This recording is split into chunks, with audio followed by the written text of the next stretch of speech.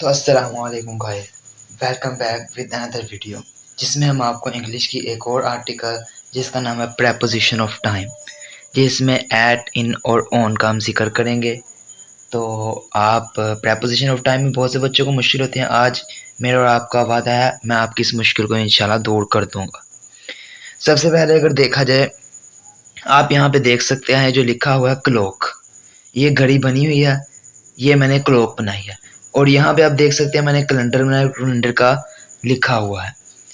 अगर क्लॉक में बात करें तो क्लॉक में जो सुइयाँ होती हैं, तीनों सुइयाँ देख सकते हैं, एक घंटे की होती है, मैंने घंटा लिख दिया, एक मिनट्स की होती है, एक सेकंड की होती है, ये लिख दिया। और कैलेंडर में अगर देखा जाए, कैलेंडर में ईयर्स भी लिखे होते हैं, मंथ्स भी लिखे होते हैं, डेज भी लिखी होती है और डेट्स भी लिखी होती हैं। यहाँ से आपको अंदाज़ा हो चुका होगा कि मैंने कैलेंडर और क्लॉक क्यों लिखा। अब अगर देखा जाए कैलेंडर और क्लॉक क्यों मैंने क्यों लिखा, असल रीज़न क्या थी, क्लॉक के हॉर्स, मिनट्स और सेकंड्स कहीं पे भी आ जाए तो हम एट लगाएंगे, लेकिन अगर कैलेंडर के आ जाए हम इन और ऑन लगाएंगे। पार्टिकुलरली ईयर्स और मंथ्स के साथ इन, डेज और डेट्स के साथ ऑन। अब हम इनकी एग्जांपल्स की बात करें, सबसे पहले तो ये क्लॉक वाले की एग्जांपल्स की बात कर लें।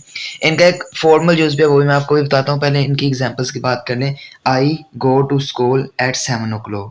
7 ये एक घड़ी पे लिखा होता है, 7 o'clock की घड़ी का टाइम है, ना कि कैलेंडर का, जिसकी वजह से हमने इसके साथ एट लगाया। अगर हम इसकी एग्जांपल्स देखें तो इसमें आ जाता है ईयर्स, मंथ्स, डेज और डेट्स।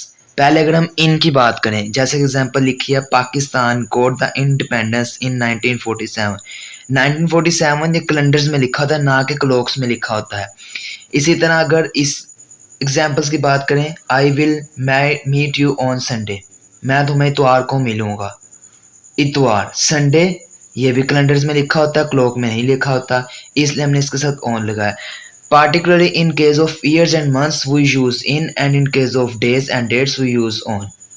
जैसा कि my exam is in June, मेरा इम्तिहान जून के में है। जून अब देखें तो आप ईयर्स में, मंथ्स में, डेज या डेट्स किस में आ रहा है, मंथ्स में आ रहा है, यस। और मंथ्स के साथ हमेशा मैंने क्या कहा, इन लगेगा। और अगर लास्ट के फॉर्मल यूज की बात की जाए तो ऑन एक ऐसी चीज के साथ भी लगता है, कोई ओकेजनल डे हो, कोई मतलब ऐसा त्यौहार हो जिसको हम बहुत जोशो खरोश से मनाते हैं, या उस दिन हमें छुट्टी दी जाती है, उस दिन कुछ ना कुछ इम्पोर्टेंट हुआ होता है। जैसा कि on labour day, on birthday, birthday भी एक ओकेजन डे है, तो उसके साथ मैंने ऑन लगाया। और अगर इनकी बात करूँ, इन सिर्फ उनके साथ लगता है जिनका टाइम ऑफ ड्यूरेशन ज़्यादा होता है 24 आवर्स से, मतलब 24 घंटे से दुराने जिनका ज़्यादा होता है उनके साथ भी इन लगता है। और अगर ऐट का एक्सेप्शनल केस की बात करें तो इसमें ऐट ऐसे वर्ड के साथ भी लगता है जिन वर्ड्स के साथ टाइम आ जाए, जैसे ब्रेक टाइम। अगर आप एक और एग्जांपल देखें तो at lunch time, at dinner time, मतलब जिसके साथ टाइम लग रहा है, कोई भी वर्ड है उसके बिल्कुल साथ टाइम लग गया, उसके साथ भी हम ऐट यूज़ करेंगे।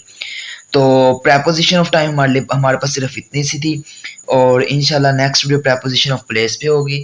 अगर आपको और वीडियो पसंद आई हो तो लाइक करना ना भूलिएगा और चैनल को सब्सक्राइब कर दें।